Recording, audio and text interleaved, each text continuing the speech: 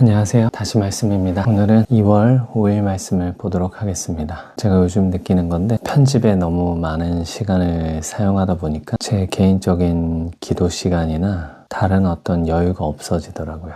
그래서 편집은 조금 부족하더라도 적당껏 좀 가독성이 떨어지더라도 제가 이게 대본 없이 말을 하다 보니까 횡설수설하더라도 그냥 있는 그대로 내보내야 될 수도 있겠다는 생각이 듭니다. 양해 부탁드립니다. 기도하겠습니다. 좋으신 아버지 하나님 감사드립니다. 오늘도 이렇게 귀한 새날을 허락하여 주시니 감사합니다. 주님, 무엇보다도 이 말씀을 알고자 하는, 하나님을 알고자 하는 이 열망이 우리 안에 있게 하여 주시고, 말씀을 볼 때 깨달아 알 수 있도록 은혜 주시기를 예수님의 이름으로 기도합니다. 아멘. 창세기 38장, 이 유다를 보면 자기 동생 요셉을 은 20에 팔아넘겼죠. 아라비아 상인들에게. 좋은 모습은 아닙니다. 그리고 그 일 이후에 형제들로부터 떠나서 아둘람 사람과 같이 하다가 거기서 이제 가나안 여인과 결혼을 하고, 어떻게 하다 보니까 오늘 말씀처럼 자기의 며느리와 동침하게 됩니다. 자기 아내가 죽으니까 길 곁에 있던 자기 며느리인 줄도 모르고 창녀인 줄 알고 그 창녀에게로 들어가죠. 이건 역시 좋게 볼 수 없습니다. 그럼에도 불구하고 왜 유다 지파가 그토록 선택을 받고 유다의 그 자손들을 통해서 다윗 왕이 나오고 그 이후로 수많은 훌륭한 왕들이 나오고 결국에는 유다 지파의 사자 또는 다윗의 뿌리인 그리스도, 우리의 구원자이신 메시아가 유다 지파에서 나옵니다. 유다 지파가 뭘 그렇게 잘했느냐? 글쎄요, 전 유다가 잘한 건 요셉에게 베냐민을 대신하여 자기가 잡히겠다고 한 그 한 장면, 그거 하나 잘했습니다.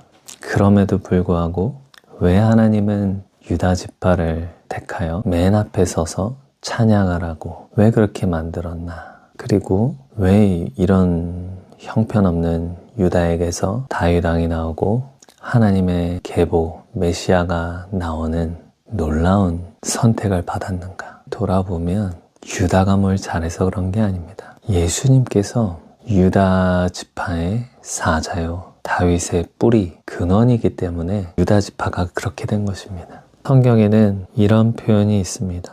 요한계시록 5장 5절에는 유다 지파의 사자, 다윗의 뿌리. 자, 여기서 보면 이상한 게 느껴지죠. 예수님은 다윗의 자손이지 어떻게 나중에 난 자가 다윗의 뿌리, 곧 근원이 될 수 있는가? 이게 되게 역설적인 어떤 표현입니다. 예수님은 다윗보다 나중에 나왔기 때문에 가지라고 해야지, 열매라고 해야지, 어떻게 그 나무의 가장 근원, 시작이 되는 뿌리라고 할 수 있을까요? 이 표현에서 우리가 알 수 있습니다.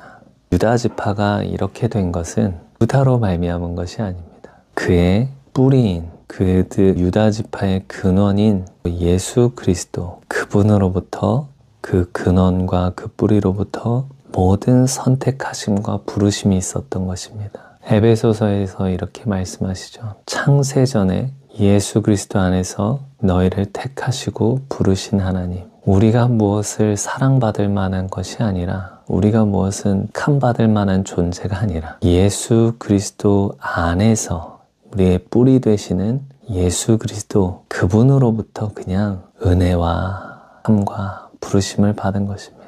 우리가 무엇이 잘나서 창세전에 선택된 게 아니라 예수 그리스도 안에서 그분이 우리의 뿌리가 되어서 우리를 선택하신 것입니다. 그것이 오늘 유다의 에피소드를 보면서 알게 된 것입니다. 우리가 지금 은혜 받고 이렇게 하나님의 선택하심을 받고 택하심을 받고 이렇게 서 있는 이유와 근원은 창세전에 예수 그리스도 안에서 우리를 택하셨기 때문입니다. 그분이 우리의 근원이시요 뿌리이기 때문입니다. 아멘. 마가복음 8장입니다. 마가복음 8장은 예수님을 굶겨서 보내지 못하겠다 라고 하시니까 제자들이 이 광야 어디에서 떡을 얻어 이 사람들로 배부르게 할 수 있으리까? 라고 대답합니다. 7장이었는지 6장이었는지 거기서 오병이어의 기적과 함께 예수님께서 물 위를 걸어오시고 바다와 파도를 잠잠케 하시는 놀라운 일이 있었습니다.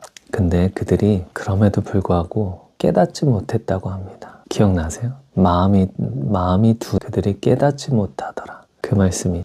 근데 오늘 또 제자들이 반응을 해도 뭐라고 하지 않으셨습니다. 그리고 나서 그냥 너에게 떡 몇 개나 있느냐 물으시고 떡 7개를 가지고 축사하여 또 제자들에게 나눠주게 하셔서 수많은 사람들이 먹고 남은 조각이 또 7광줄이었습니다.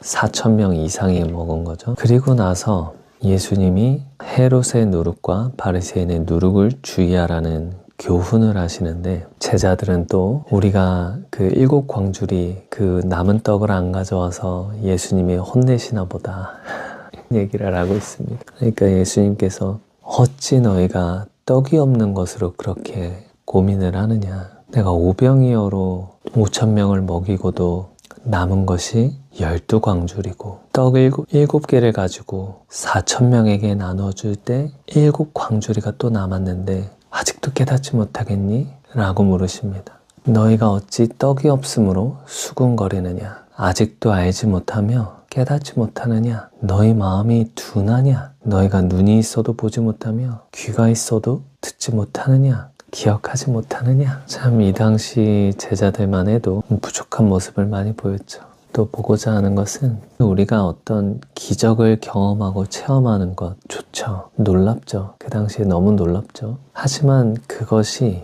우리의 실상에서 연계가 되지 않으면 우리의 실생활에서 그것이 연결이 되지 않으면 우린 제자들처럼 마음이 둔하고 깨닫지 못한 것입니다. 그러므로 기적을 보는 것도 중요하지만 더 중요한 것은 말씀을 보고 깨닫는 것입니다. 기적은 아무리 봐도 깨닫지 못하면 크게 도움이 되지 않습니다. 물론 주님 안에서 기적을 경험하고 하나님의 살아계심을 맛보는 것은 너무나도 중요한 일이지만 그것이 우리의 실생활과 연결되어야 하고 이어져야 합니다. 이 오병이어의 사건을 보고 우리가 읽고 나서 우리의 현실에서 당장 먹을 것이 없을 때 어떻게 할지, 여기서 어떻게 할지 나눠지는 것입니다. 욥기 4장입니다. 욥의 친구 엘리바스의 말이죠. 욥을 위로하고 그를 도와주러 왔는데 엘리바스의 말의 중심은 7절입니다. 생각하여 보라. 죄 없이 망한 자가 누구인가? 정직한 자의 끊어짐이 어디 있는가? 그러므로 욥에게 너는 모르겠지만 너에게도 이렇게 망하고 이렇게 잘못된 것은 너의 죄 때문이야. 이렇게 말하는 것입니다. 그러니까 너의 죄를 회개하고 돌이켜. 야, 네가 아무리 깨끗하다 그래도 어떻게 하나님보다 의롭고 깨끗하겠니? 이렇게 말하는 것입니다. 이 5장은 아마 욥의 대답이 나오겠죠. 그 대답이 궁금하네요. 로마서 8장. 예전에 제가 성령님에 대해서 잘 모를 때 베닌 목사님인가요? 베닌 씨가 쓴 그 안녕하세요 성령님, 이 책을 참 주의 깊게 봤었습니다. 그러니까 성령님을 가까이 하는 것. 여기서 제가 보고 싶은 구절은 그것과 연관이 있는데 8장 11절에 예수를 죽은 자 가운데서 살리신 이의 영, 곧 성령이시죠. 그 영이 너희 안에 거하시면 하다라는 여러 가지 단어가 있습니다. 하나는 메노라는 단어인데 머물다, 체류하다 그런 단어고, 또 파레스타니 단어도 곁에 있다, 함께 있다입니다. 그리고 카토이케오, 이것도 동일한데 정착 거주지를 두다입니다. 또 에노이케오, 안에 거주하다. 근데 지금 여기서 쓴 단어는 바울이 그 여러 단어 중 어떤 단어를 썼냐면 오이케오라는 단어를 썼습니다. 이 오이케오의 그 원어가 오이코스인데 그 오이코스는 그 뜻이 집, 가정입니다. 그러니까 오이케오라는 것은 가정 안에 살다, 거주하다입니다. 그러니까 오이케오라는 건 가장 사적이고 가장 친밀한 거주의 표현입니다. 가정 안에 함께 거하는 가족이라는 것입니다. 가족의 구성원이라는 것입니다. 가정 언어를 선택해서 쓴 것입니다. 그래서 이 오이케오, 너희 안에 거하시면, 너희 안에 오이케오 하면 아주 사적이고 친밀하게 거하시면입니다. 우리가 베닌이 했던 것처럼, 그분이 했던 것처럼 일어나자마자 안녕하세요 성령님 이렇게 인사하는 것, 마치 같이 사는 것처럼 그분을 내 오른쪽에 항상 모셨던 그 다윗처럼 내가 그를 항상 내 오른편에 두어서 내가 흔들리지 않았다는 그 표현처럼 그분을 항상 모시고 그분을 항상 인식하고 그분이 우리 안에 들어와서 우리 안에서 가정처럼 살아가시는 그것을 인식하고 계속해서 교제를 나누면 우리는 육신대로 살지 않고 영으로서 몸의 행실을 죽이며 하나님의 영으로 인도함을 받는 하나님의 아들이 될 것입니다.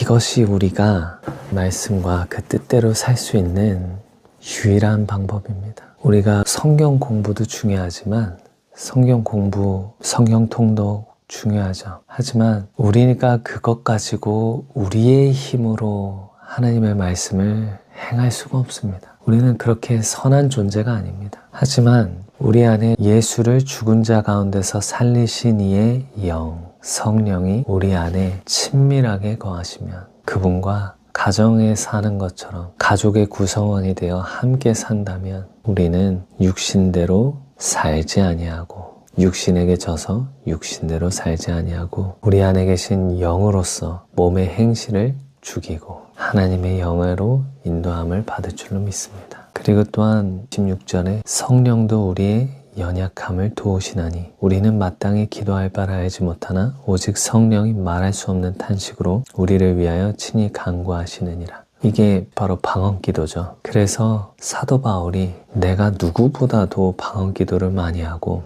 내가 누구보다도 이 방언으로 기도하기를 힘쓴다고 합니다. 그러므로 우리가 성령님을 의식하고 의지하고 그분과 거주하듯 동행하면서 살면 그것만큼 안전한 것이 어디 있을까요? 그것만큼 확실한 것이 어디 있을까요? 성령님, 제가 오늘부터라도 다시 성령님을 의지하길 원합니다. 저의 삶의 작은 부분 하나하나도 성령님과 함께 살길 원합니다.